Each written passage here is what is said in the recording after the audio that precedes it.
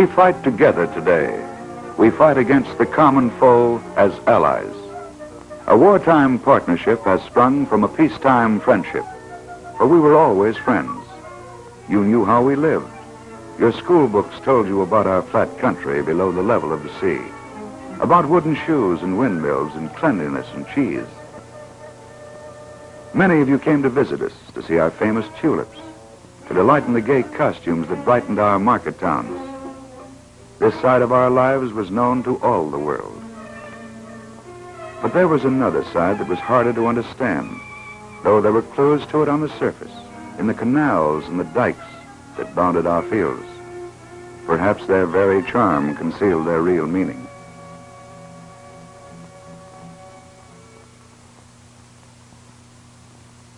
The key to the story is the map of Holland, a map that shows solid land and continuous shores where less than 300 years ago, clusters of islands rose in the ocean. One by one, we tied up this string of islands to the mainland by pushing back the ocean and making land where there had been sea. That is what the dikes are for, and also why they are the symbol of Holland's spirit. We Dutch have made our own country, physically as well as spiritually. We won it by conquest, but not conquest of our neighbors. We subdued the sea. We disciplined the elements and our own lives. How few of you know that we have continued the work right down to our own times. Yet in 1920, a great arm of the sea still penetrated the heart of Holland. The famous Zuider Zee still separated the northern peninsula from the mainland, threatening the dike walls and periodically overflowing in costly floods. But then we began the greatest of all our land reclamation projects. We were to bottle up the Zuider Zee with a great dike across its throat, according to a plan conceived by Cornelius Lely in 1890. The building of a great dike is a task of unbelievable complexity. Thousands of problems have to be considered and solved before the dike building is actually begun. The construction of brushwood mattresses, first major activity of the Zuider Zee project, was the solution of just such a problem. How to protect our new dike during its early stages from the fierce currents that flowed in the channels of the Zuider Zee? The answer? Great brushwood rafts, laboriously wrought by an army of simple craftsmen from materials growing along the shores of the sea itself.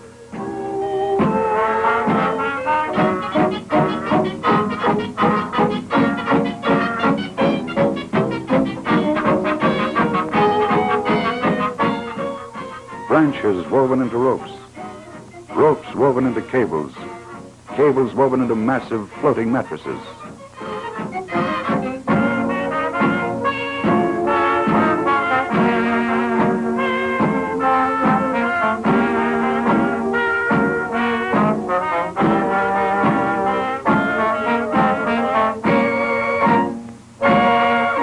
Then came the task of towing the clumsy rafts to selected spots in the channels. Navigation and seamanship are just as much a part of dike building as engineering and construction.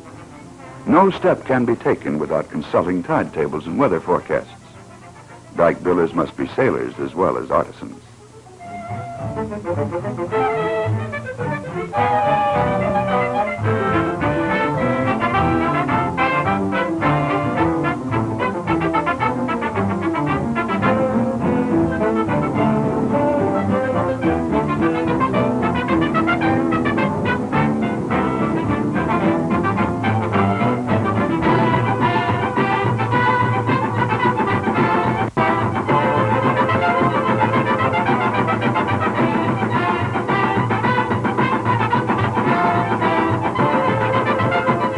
At precise points in the sea, the rafts were first weighted with riprap and then sunk with heavier stones that had been brought along in barges. They would act as underwater bulwarks, deflecting the currents and thus making it possible to build a dam in the middle of the ocean.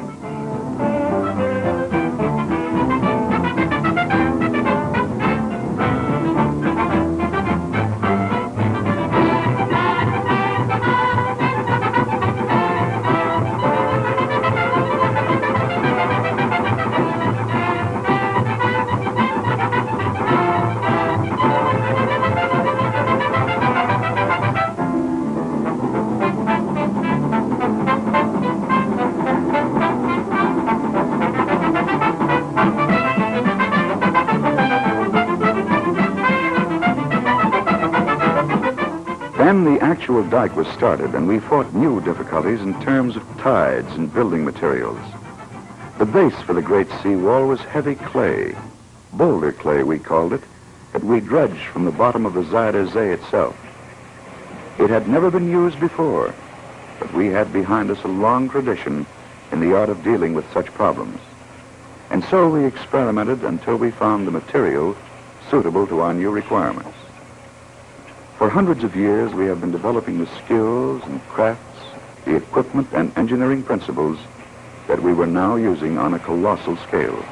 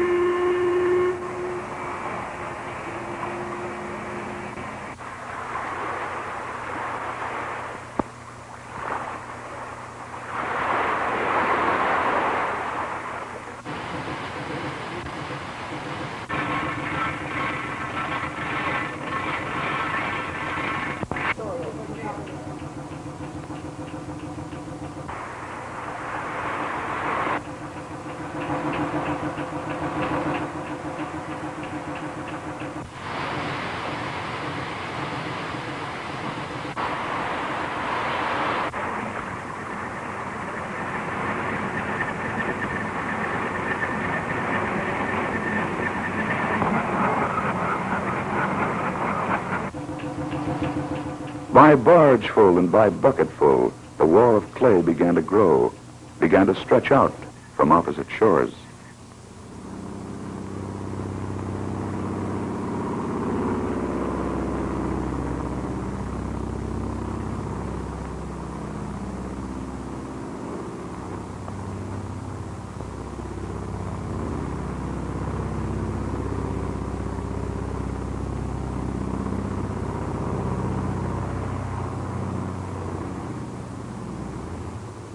But clay was not enough to withstand the great pressure of the water, even in those places where the current was weakest.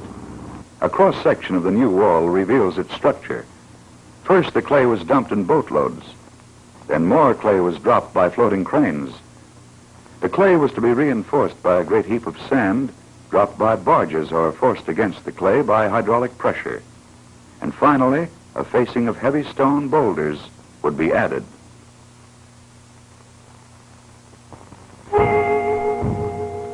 With the clay banks in place, we were ready for the sand reinforcements. Great pipe systems had to be installed and pressure equipment provided.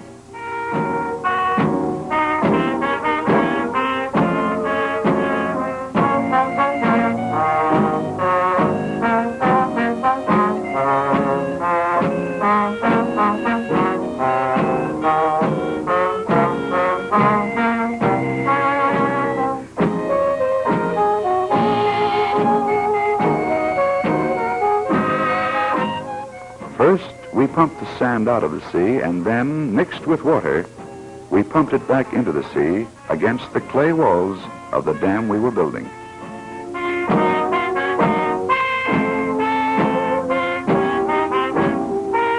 Gradually, the sand took the shape of a sloping artificial beach.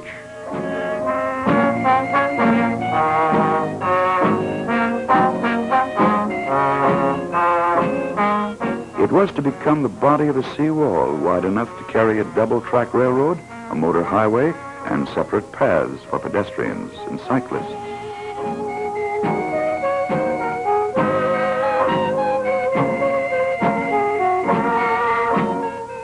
But the wall of clay and sand would not long resist the constant pressure of the tides. The top of the dike had to be covered with stone, great blocks of basalt imported for the purpose. For the stone, alone of all the materials, was not to be found in the sea itself.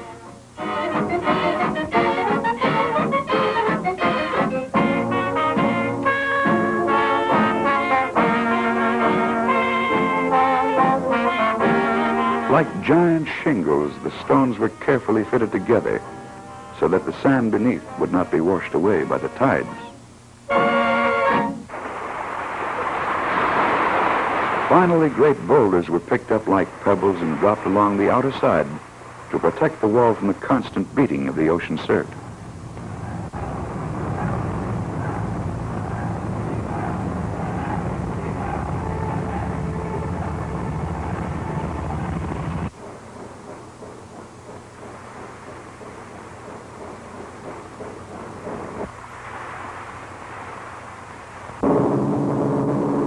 The imaginary line on the maps was becoming a real line in the sea. We were using over 50 million cubic yards of clay and sand to cork up the ocean. And that was only one part of the job. Outlets had to be provided for the rivers that would now flow into an inland lake. And a gate had to be opened for waterborne traffic. 25 sluices and 2 sets of locks had to be built before the dam could be closed. And so we went to work with steel and concrete, as we had worked with brushwood and clay and sand.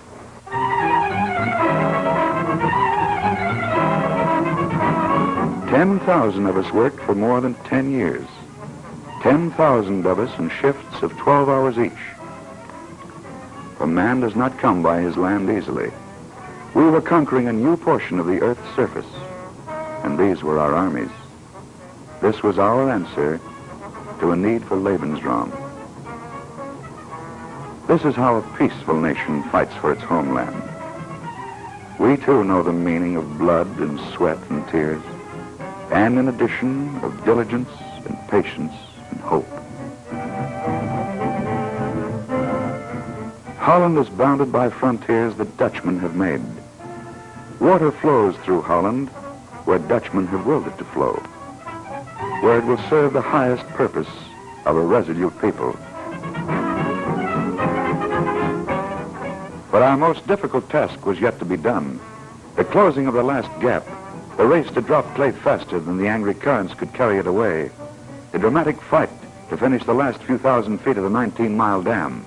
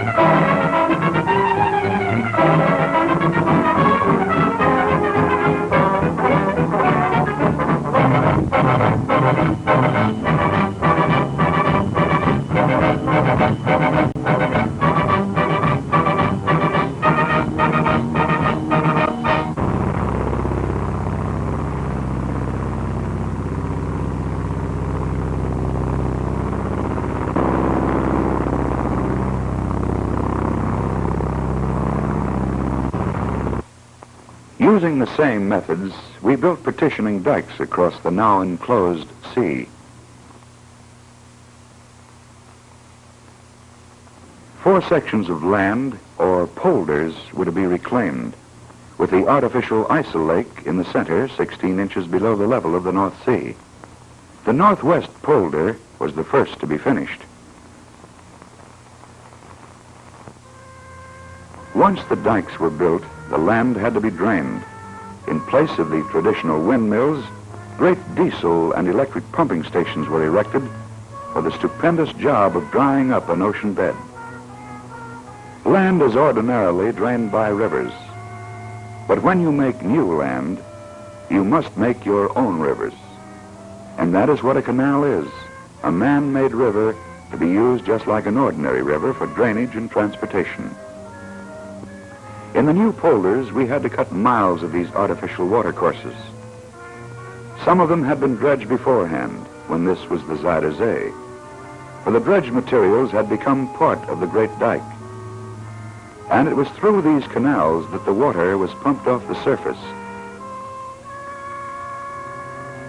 Gradually, the sea began to subside. Muddy islands began to appear on a new horizon.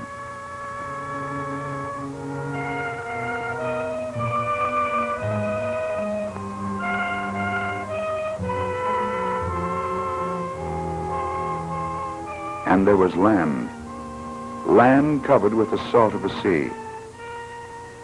Where herring had abounded, men could now walk and work.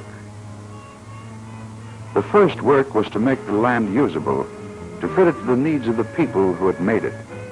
And since their first need was food, the land was prepared for intensive farming by the building of a network of small canals, not rivers this time, but artificial streams and brooks that would first dry out the soil and later nourish the thirsty crops.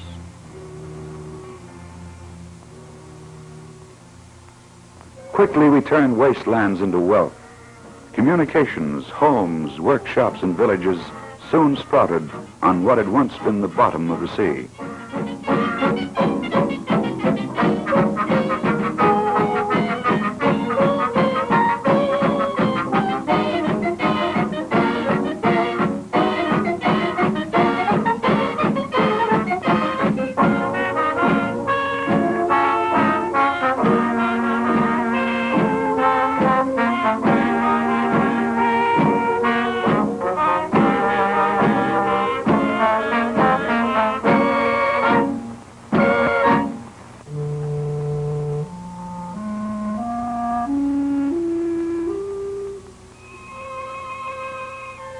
And then a new type of anchor gripped the soil and turned it over. For the first time in history, this virgin earth felt the sharp prongs of plow and harrow. 500,000 acres of new earth were to be released to the power of seed and the wonder of fertility.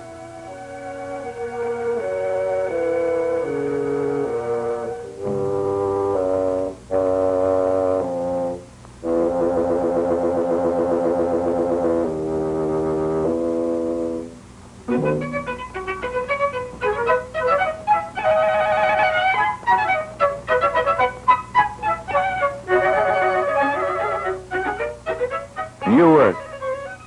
This was the harvest of our toil, of the fierce and patient struggle against the swirling ocean currents. Once again, Dutchmen had challenged the sea and triumphed. In this way, we built up the land you call Holland, sometimes adding a few acres, sometimes thousands of square miles. The new earth produced our bread, bread that we shared with every stranger who knocked at our door. Bread that fed a peaceful, self-respecting people.